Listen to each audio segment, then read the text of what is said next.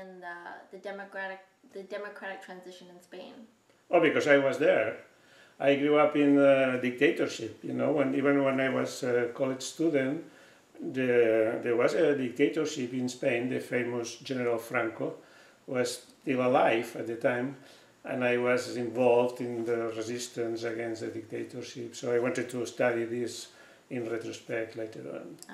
So you might, considering you were there, you must have a rich tapestry of memories. What are some of your recollections? Can you tell? Well, yeah, I could tell many stories of demonstrations, strikes, gatherings, yeah. No, just to remember one very interesting episode there was a meeting with the top chief of the Spanish army, Captain General Manuel Díaz Alegría, a few months after there was a coup d'etat in Portugal to remove the dictatorship. So the army rose up, and it was called the Carnation Revolution because they put flowers at the top of the rifles, and then so we were trying to persuade. So you, as in you? Yeah, it was a meeting of about perhaps almost 100 political activists. Wow. A secret meeting, late night, in a hidden place, and this Captain General traveled in purpose for that. And then for a few hours, we tried to persuade him, to push him to do the same thing as in Portugal, to do a coup d'etat to remove the dictator by force. Wow. And begging him to do something like that. And then he was a very educated guy, interesting person, very calm, and he was always in control, even if he was addressing people who was nothing in common with him. And he said only one message: no, the army shouldn't intervene in politics. The army should be away from politics. And this was very interesting comment. So it was some disappointment because people expected something else. But I think he was interesting because it meant that on the one hand, he was not ready to support or to promote a coup d'etat like in Portugal, but at the same time, he was saying that the army wouldn't intervene against the opposition, as they didn't actually. And this facilitated a different process, much more peaceful process of democratization by negotiations, agreements, pacts, etc., with the social movements pushing from below, but with no major violence, in contrast to previous experiences. So, how, in either Spain or in the US, where you're teaching, how is the transition understood? Well, no, this was the new innovative experience. The democracy was established by more or less peaceful means based on negotiations and agreements. And then this was in contrast to almost every other democracy in the past, because they were the product of revolutions or civil wars, or after World War II in most of Western Europe, Japan, even in India, etc. So there was a different way, which became a reference, a kind of a model for many other further cases of democratization. And I was contributing to build that model in a more general way. Can you further? What model? And what methodology? Because what I did more innovatively was to introduce game theory on that. Okay. So there were many publications before about the transition to democracy in Spain because it was famous. But I introduced this in the idea that every strategy is a rational decision, and the actors make calculations of expected benefits and cost of conceding or pushing or making an intermediate compromise, etc. And so using the formal tools of game theory, nobody had done it. Actually. So this makes me think of a comment that you made before, that you sort of were the herald. You inserted sort of the game theory methodology into Spain, into the Spanish education and methodology. Is that true? Yeah, but I wrote this book in Spanish, El arte de la manipulación política, which won a prestigious award for essays in Spain at the time. And of course, it's a reference to... Well, yeah, I steal the title from Bill Riker's book with the same title in English, the Art of Political Manipulation. I told him, actually, and he liked it. And it was kind of homage to him.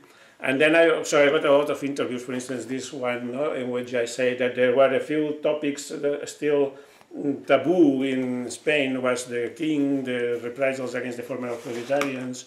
And I sent the message that I still think is very important, that democracy means that the citizens must mistrust the rulers. Because that's the way that democracy is conceived as a control of the rulers, right? So that was more or less the idea. And then I published my first article in this American Political Science Review, which I was the first Spaniard to publish in the flagship of the discipline, and also one of the few Southern Europeans. And then the book was published in English as well, with the title different because the title was taken, but stressing the game theory part. And then there is also a more recent edition based on the English version in Spanish, which is available, still alive. Yeah. So actually, that's an interesting comment because the title was taken, which suggests that game theory came rather late to Spain. Why was that so? Oh no, it came very late to Spain because the political science in Spain was very isolated. It was in the hands of constitutional lawyers, and didn't know anything about game theory or American political science. Just to give you an idea of the situation at the time. So the only book, when I published this book, the only book in Spanish, translated into Spanish, on game theory, I think it was a very simple introduction by Morton Davis, when they talk about the chicken game, which is the second most famous game after the prisoner's dilemma, right? Of course. The chicken game was translated as the juego de la polla, which means the game of the cock, right?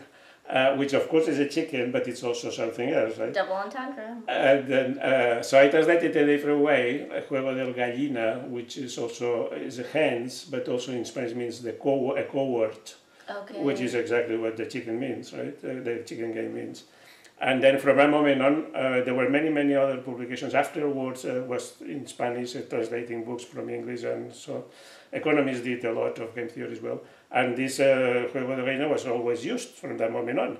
But at that moment, I was innovative even in stating the basic words for game theory in Spanish. And so when did it flourish in the US, game theory? Well, also took a while, yeah, it was not so, yeah, because this game theory was founded by John von Neumann and Morgenstern in the 1940s. And then his famous, John Nash was famous because the movie, The Beautiful Mind, in the 1950s, actually. But actually, so in economics was more or less developed, but actually in political science also, it was the beginning, Bill Riker and those people began to do it in the 1970s. And at that time was a strange minor school of thought until flourished with some delay behind the economists as well. But and nowadays I think every grad student or so many people think that they should know something about game theory because it's part of general culture in social sciences and general understanding of politics, etc. But this was very innovative 20-something years ago.